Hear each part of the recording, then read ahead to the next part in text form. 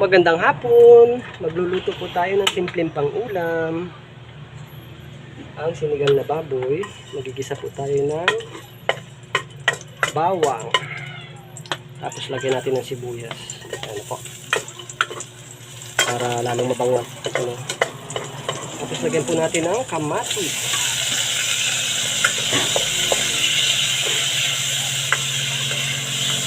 Ayan, para lalong masarap ang sabaw. Tapos isunod po natin ang baboy.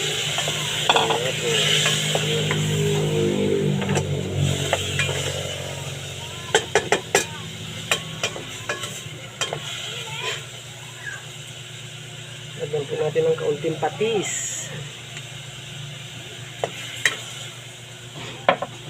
Siyempre, lalagyan natin ng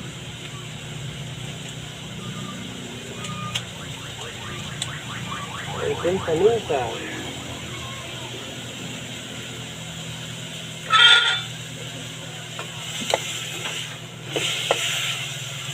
Pag alam po natin nagbabrown brown na, ilagyan na po natin ng konting tubig.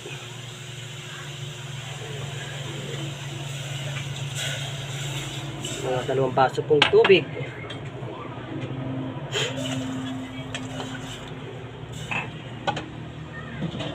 Tapos, takluban po natin. Hintayin po natin ang mga 15 minutes.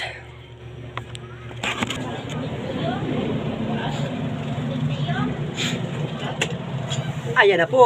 Kulong-kulo na po ang ating sinigang na baboy.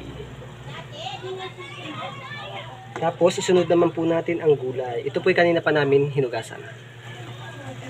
Ayan. Pinaghalo ko na po ang talong, okra at saka sitaw. Ayan.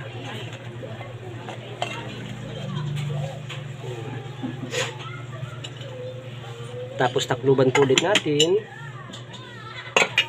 Hintayin po ulit natin mga 10 minutes naman po para maluto ang kanyang gulay. At ayan po ang ating sinigang. Nakalipas po ang 10 minuto. Isusunod naman po natin ang kangkong. Ayan, kangkong. Ayan. Mga 2 minutes po. Pwede na po yan.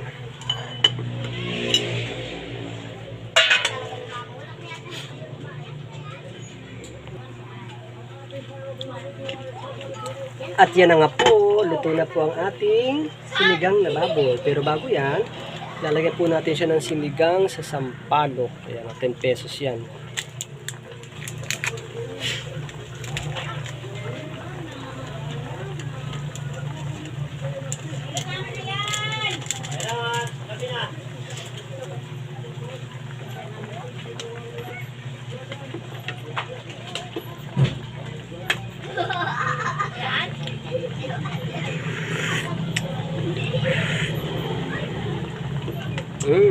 Napakasarap.